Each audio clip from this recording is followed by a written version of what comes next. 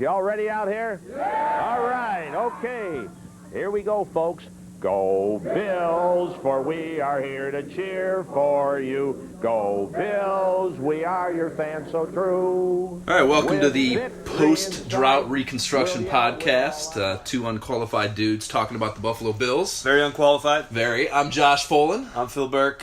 And we did not lose interest in doing this after the first one, so we decided to do a second one too. Yeah, we wanted to keep going and believe in the dream. Yeah. The unbelievable angst that one feels as a Bills fan, as we spoke about in our first episode. Chasing the dragon, I believe, was the analogy. Yeah, we're gonna chase that dragon. We're gonna keep chasing the dragon. I'm just gonna keep going back to my pimp, going, "Hey, daddy." Hey, daddy. Yes. Anyhow, to the Bills. So this week, they hired their new offensive mastermind. Yes, the OC from Alabama, Roll Tide. Yes, Brian Daboll? Daboll, Officer Daboll? I don't know what. However you pronounce his name. He's going to be running the show on the offensive side of the ball now. Yes, that was very unqualified. Yes, it was. But I have actually done a little bit of research. You said you did research this week? I did. Do you know where our friend Brian Daboll is from? He is. He's from Western New York. That's one of the big narratives. You are absolutely 100% wrong. Isn't it West Seneca or something? No. He is from Ontario. He's a Canadian boy. He is from Welland, Ontario. Really? Yes, that's where he was born. That's where he grew up, and then he went to St. Francis Xavier High School in Seneca, I believe. Okay. To play his high school football, but he is a Canadian. By descent, he's a Canadian. Welland, he was born there. He's Canadian. Okay, cool. Does that excite you? It does excite me as a fellow Canadian. Do Canadians know that it's 2018 in the NFL and that you have to throw the fucking ball in order to achieve success? What does that mean? It means most of the offense coordinators in Buffalo for the last 20 years have not known that. Maybe this is why they brought in a foreign source. They brought in outside influence. That's it. You know, well, I mean, in Welland, a little geography for you, there is a canal. Do you know what that canal is called? Is Welland an area in... It's the Welland Canal. In Ontario? Yes. Okay, I'm not familiar, no. No. Enlighten me. Heaven forbid the Americans know the geography of the people just to the north. Yeah. I don't know really the geography of most of the United States. Therein lies our argument altogether. Anyhow, yes. I'm from the Midwest. I drove across the whole thing. It's still kind of vague to me. Well, maybe we'll get back to the point and we'll start our second podcast on your geographical lessons by Professor Burke. Anyhow. So yeah, I'm very excited about this. So much success. Even I read an article online this year that he has more national titles than Thomas Brady. Well, between his time with the NFL and his college time. Yeah. I mean, I don't watch college football. I definitely didn't watch the national championship game. They say, I've heard two sides of the coin of how he handled the offense for Alabama. They went all year with this quarterback that was performing below expectation to some degree. And some are saying that it was Saban's call, not his, and he would have rather had this younger kid in. Some were saying that it's been, he's the reason that kid was in there underperforming. And when they had to make the switch, because their hand was forced in the national championship game, and they won that bitch. That can be viewed as yes, phenomenal job, coming up with something on the fly and doing this really incredible thing, right. Or way to shit the bed and not have that kid in there the whole time and be able to see him having more talent. I'm gonna go ahead and probably think the way that any Alabama fan would and be like, the W is the W is the W. Yeah. We have another national championship inside the trophy case. Yep. Everything is fine.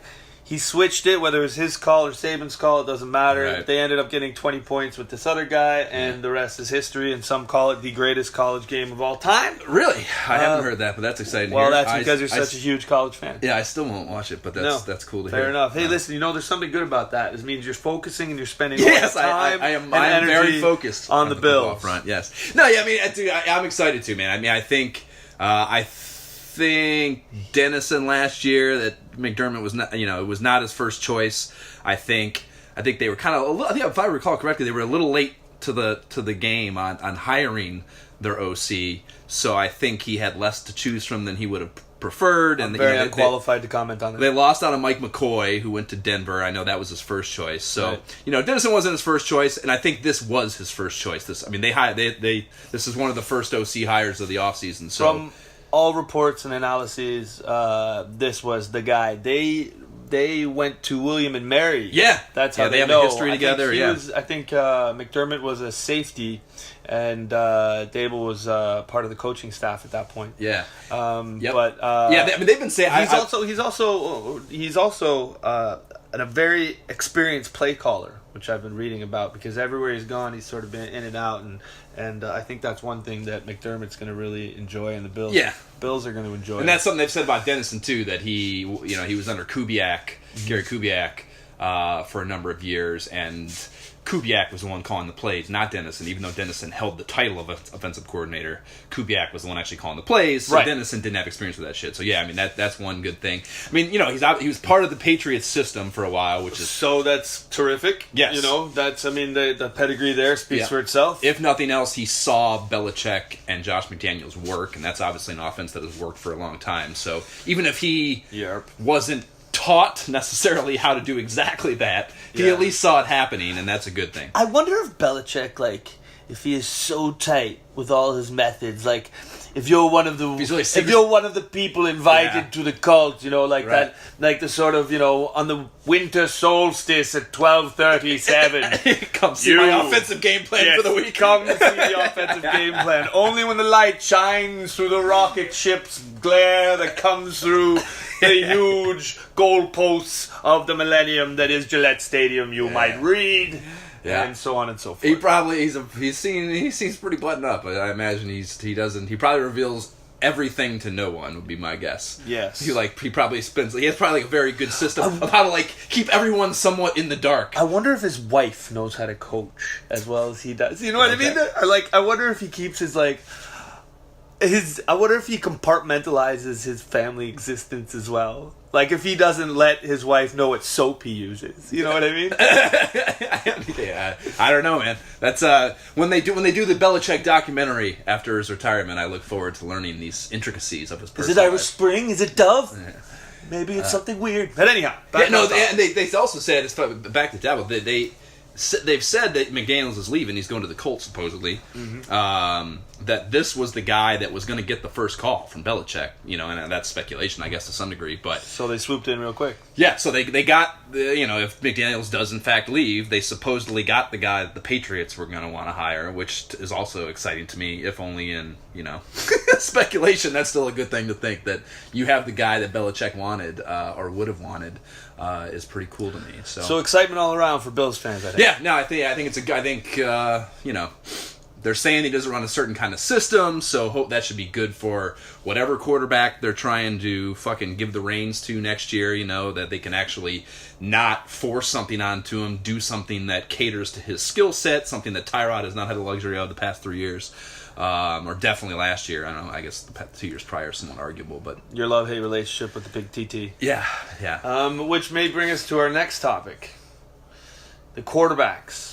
You want to talk about quarterbacks? Do we want to talk about quarterbacks? I intentionally did not put anything about quarterbacks because I feel like everything is about quarterbacks right now. Okay, fair enough. Let's leave it alone. Let's put off quarterbacks till a later time. I did want to talk about Teddy Bridgewater. I'm sure we'll talk about that later. Yes, I'm sure we'll do multiple entire episodes on quarterback bullshit. Okay, fair enough. Moving on. One cool little news bit that I saw over the week was Zay Jones having played the whole season with a torn labrum. And everyone obviously is saying that he kind of didn't really play up to expectation and that he doesn't look that good and maybe it was a bust second-round pick that they traded up for. But he played all year, a receiver no less, which I would think a torn labrum, having not full range of motion in your shoulder, would be much of a big hindrance to a guy who has to raise his arms and catch the ball every play. In full disclosure... this is what his father said, by the way. In response to perhaps... chiding you for your non-geographical prowess, my kinesiology is a little out of whack. Where is the labrum again? It's in the shoulder, to my understanding. Yes. Like, the exact line that his father used was, it's pretty hard to play NFL football or something like that if you can't even reach up and grab a glass of water without wincing, Interesting. Yes. So, there's time to heal. Well, there's time to heal, but I'm just saying, as far as like what it means about this player is that there was no peeps about like, hey, my shit's fucked up whenever, because he was like getting publicly chastised for underperforming, and he never once said a word about I'm hurt, get off my ass, and I think that's kind of cool. I think that's a little bit of a warrior mentality, Well, the Bills need all the warriors they can get. Yeah, definitely. It's a very uphill climb. Yeah. Yeah. And I'm sure that impresses McDermott. McDermott likes that kind of shit, I think. So sure, and a bonus for everyone out there is the fact that he has more to show. Yeah. We have a lot of upside coming in for the 2018. Yeah, and hopefully whoever is playing quarterback can better utilize him too, because I don't think Tyrod or that Dennison, anyone really utilized the receivers of the passing game the way they should have. Anyhow, so that was one cool thing. The big thing, I think the meat of what I want to do this episode was talk about some of the free agents outside, or some of the acquisition options outside of quarterback. And I figured this episode we would do the defensive side of the ball, which I cut last episode we talked about the 4 different spots: linebacker, defensive tackle, running back, and wide receiver. Go. So I think defensive tackles, linebackers is what I was thinking this time. And I got a handful of each position. And I'll be curious to know. I mean, I didn't even know a lot about these guys. I sat down and did research about them. Mm-hmm. But I have kind of like what they're about. And I think maybe we can decide what we each like based on kind of, the brush over what their strengths are. Sure.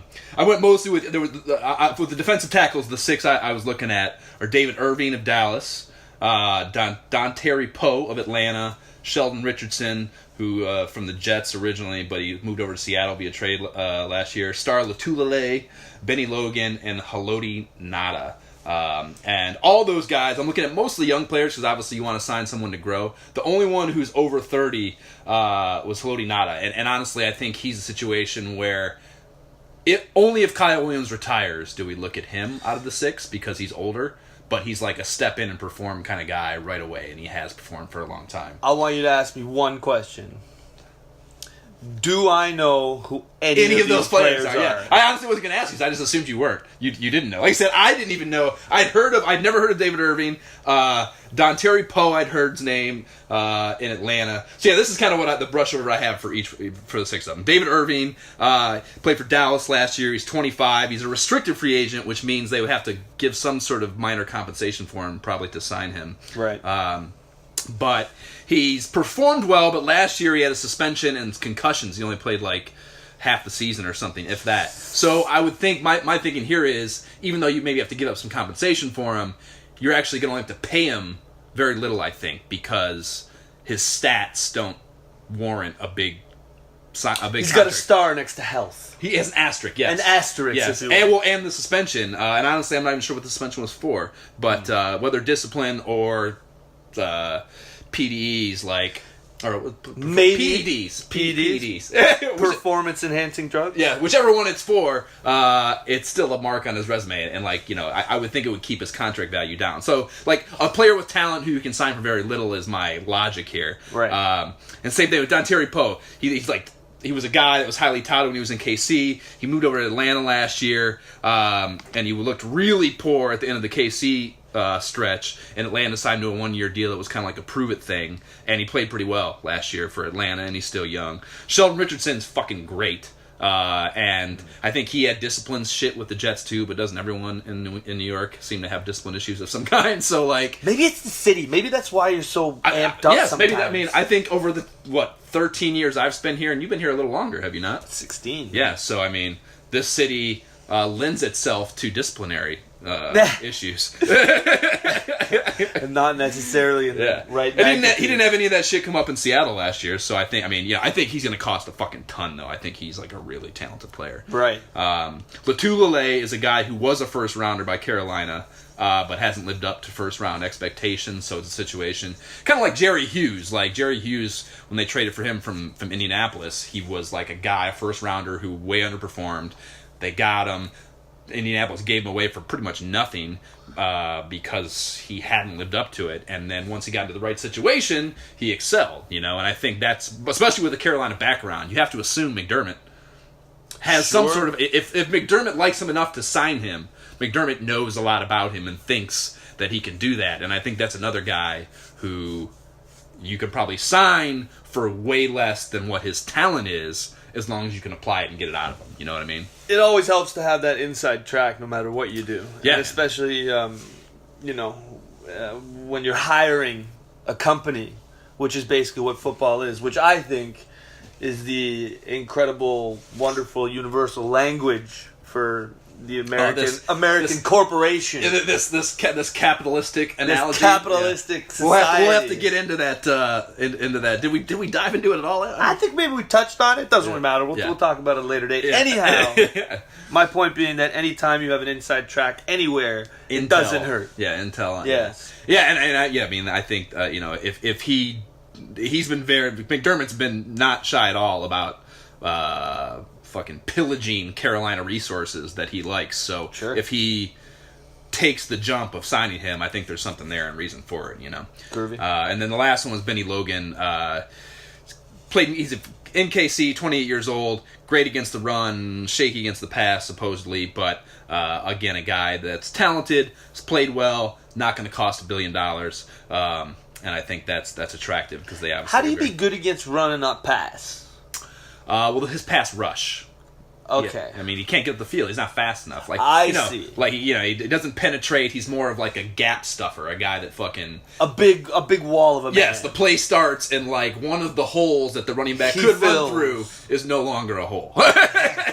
Good. Which is that's a good skill. Well, one of the things I like about this is this is a learning experience for me. Yeah. I know what I like, but I also need to know more about it. Absolutely.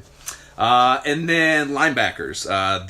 It's an interesting list because a lot of them that I wrote down, or a couple of them that I was looking at, are former Bills. And now like Nigel Bradham is one. He's been in Philly for the past few years since he left Buffalo, and he's fucking great. He's a 3-down linebacker. He's only 28 still. He's probably going to cost a few bucks, but I think linebacker is a spot that is a big enough hole if they don't fill it in the draft, or if they're not anticipating filling in the draft, that spending a couple bucks to get an outside guy would be money well spent, So he's not a hole stuffer. He's not a hole stuffer. Gotcha. Actually, no, he's good against the run as well. He sometimes stuffs holes. But when he's not stuffing holes, he's also getting up the field, and he can cover too. Like does all things well. Look, if you can stuff holes and cover, I think you've got it made. Not only on the football field, you're all set. D Ford's a KC guy. He was injured last year. Looked good in 2016. Had 10 sacks actually. But same thing. Like has demonstrated being able to fucking be good in the past. But because of what happened last year, it might come at a discounted price, which is sexy. Tahir Whitehead, Detroit outside linebacker, good run, not so great in coverage, could be a good depth guy. And I think the next guy is, I think, who I want them to sign the most, based solely on I would love to be able to say his name on a regular basis. Kiki Mingo. Dude. Sold. That is Burke's pick. That's an incredible That pick. is Burke's pick. Yes, he's drafted by Cleveland originally, and then he got moved over to Indianapolis either last year or maybe the year before. And he's a former first round pick, tons of talent. He actually hasn't played too bad for Indianapolis at times. And I mean, if you're going on him not performing in Cleveland and living up to a first round pick, who does? Jordan Poyer, our probably second best of free agency signing last year. And very close to, I think, our first, being right there with Micah Hyde, also was a Cleveland guy who was like supposedly worthless, and that guy was damn near a Pro Bowler when he put in the right system. So listen, man, they signed him. One of my questions, my criteria that I ask myself is what would look good on the back of my jersey. Kiki Mingo. Anytime I got Mingo the back of my jersey, it's a win. Yeah, man. I love that. I love his name, too. It's great. And then the last guy I have is this, I can't even pronounce his name, Jerry Atahuchu. He's an outside linebacker, and don't look at the quiz questions. Jerry Atauchu. Yeah. An outside linebacker that's been in San Diego, and he was a second-round pick. Supposedly, he's pretty damn good, but he's been playing behind Joey Bosa and Mark Ingram, the guys who basically were the reason that Nathan Peterman threw 5 interceptions this year, because they crawled up his ass with a microscope for the first 30 minutes of the game. So, do you know what movie that line is from? No, I do not. That is a line from Stripes. No, that's right year range though. The first Beverly Hills Cop. Oh, when he's in the customs. Interesting. Yeah, when he's in the customs thing, posing as a customs agent. I like that. He's like, I'll have a whole team of FBI guys down here crawl up your guys' ass with a microscope, and he slaps the I like it. the crate with the thinks has the drugs in it. Beauty. All right, so a lot more bits and pieces to look forward to. Yeah. I mean, those are my 11 defensive guys to look at for the free agency period. So that's kind of the meat of what we wanted to talk about. We're in a little bit of a time constraint this week, so we're just going to spin it up to the turn back the clock game. Yes.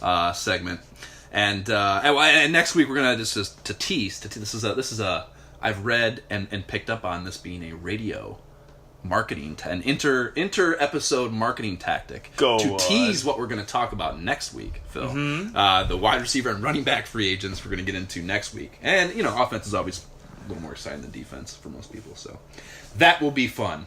Anyhow, the turn back the clock game we watched a 1998 Jaguars-Bills matchup. And this was a doozy. It was a doozy, yeah. I had picked the game. I picked these games random off Andy Provin's channel, and I had no recall of what actually happened in the game.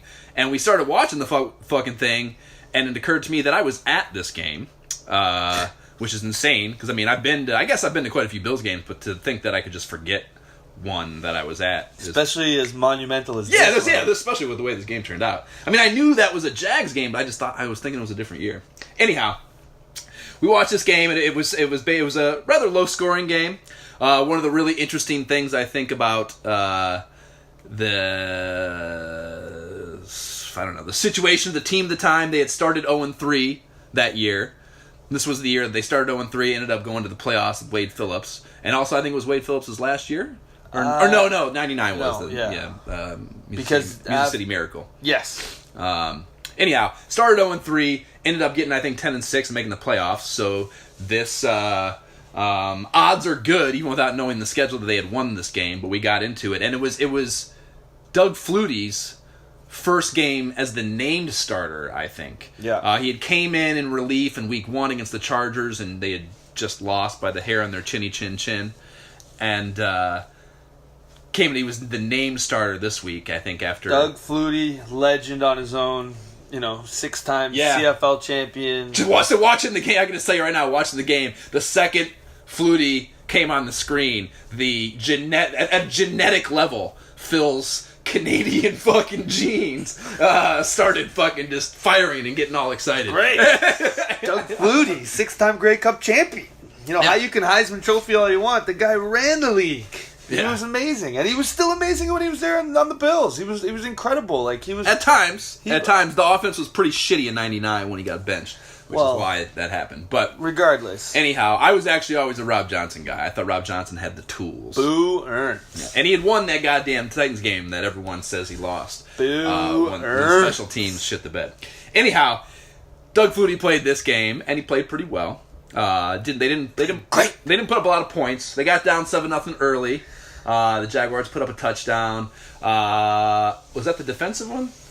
I'm not sure. All I know is that when it came down to the end, they drove down. Mark Brunell drove the length of the field, got that first touch. So they got down 7-0. The Bills, I think, tied it up. And that was the little. We had the bootleg. You got the little pitch up to Jay Remersma. whatever, the tight end, number 85. They had a nice little play going around the right end, kind of a weird fucking screen pass / fucking wishbone play, which is what most of Doug Flutie's plays were, like off Guy can move, weird ass things, which is why ramble. It would sometimes stagnate though, because you can't rely on. You have to be able to just at some, you need to have a guy who's talented, which is the problem now. It's why Tyrod can't fucking win, because you need a guy who can reliably just throw the fucking ball from the pocket. All right. So anyways, they drove down. They ended up fucking having a hot little slam pass to Eric Moulds, or Flutie did to Eric Moulds, where he spiked the ball on whoever he scored on's head, which was nice and authoritative. So then the Jags ended up scoring 3 more field goals throughout the day, even though getting down to the red zone a bunch of times, and the Bills were down late in the game 16-10, and the Bills got the ball back with I think less than 2 minutes. It was like 1:19 or something. A little bit of that. And, yeah. Flutie, the Magic Mold. Yeah, Magic Man drove the field. Yep. Got it all the way. They got down to they had a long pass to Eric Moulds that looked like a touchdown with 40 seconds left or something, and the referees decided that his knee had hit down at like the 2 or 1 or something. The 4. They're down, and the Bills were down 16-10 at this point. Yes, and so they called it back, and they had 4 down, or they ran the ball. They ran the ball on first down, I think, got them to the 1, and then they threw 2 passes, one off, was it Andre Reed or Eric Moulds' hands to the left? Yeah. And then one off for Mersma's hands to the right. Yeah. So it was 4th and goal with, I think, 18 seconds left. Even less, but yeah. Yeah.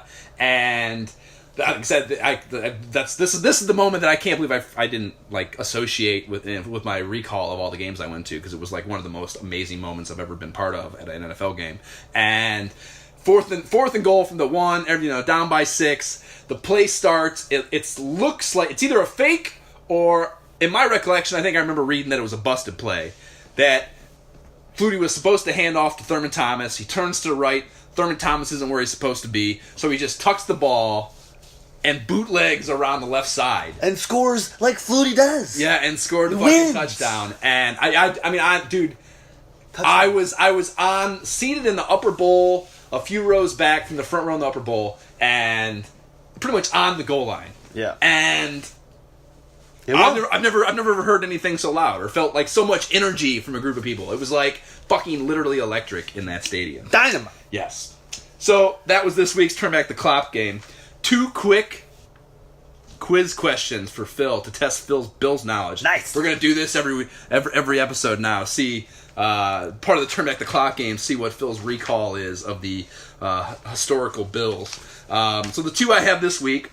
Moulds, who we watched score a touchdown in that game. The Magic Man. Yes. Probably, I think maybe one of my, except for maybe Thurman Thomas, favorite Bills players ever. But he is second all time on the Bills receiving list with 675 receptions. 154 games from 96 to 05 he played. Who is the 3rd wide receiver on the all-time Bills receiving list with 377? Ooh. Wow. 3rd. Nothing coming off the top of your head. I can give you a hint if you'd like. He played 109 games from 2004 to 2010. Yeah. So he's even more recent than Eric Moulds. He was the reason that they let Eric Moulds leave, basically, because they thought this guy. I don't know. Who is it? Lee Evans. Lee Evans. Yeah, Wisconsin. They drafted him along with J.P. Lossman. It was supposed to be the next big Lossman was good. hookup. Yeah. And then the second one. So this we're dealing with the 98 Jags here. What former NFL Defensive Player of the Year and Bills player was playing for the Jags in that game? Oh, I don't know. He was the former Defensive Player of the Year. Man, I was like 15. I wasn't tuning into the award shows. Oh man. He played 95 to 97. He was the Defensive Player of the Year while on the Bills. I was 13. How the hell? I'm not even, man. You only hook up with the Kellys, the Smiths, the Thomas, the Reed. That's the only people. It's Bryce Pop. Bryce Pop, of course. Yes. He played with Green Bay. Yes. He made 4 Pro Bowls his entire career. 94 in Green Bay. Then he came over to Buffalo as a free agent. Was the Defensive Rookie of the Year. Led the league in sacks in 95. 17 and a half sacks. Made the Pro Bowl all 3 years in Buffalo, 95 and 97, and then signed with the Jags. Mm-hmm. Played 98, 99 there, and then 2000 for the Vikings before retiring, and he never made the Pro Bowl again after leaving Buffalo. So wow. I like this game. Yeah, it is. It was fun. That was fun. Tons of suspense, too, I'm sure, for the listeners. All right. Yep, so that's this week's PDR podcast.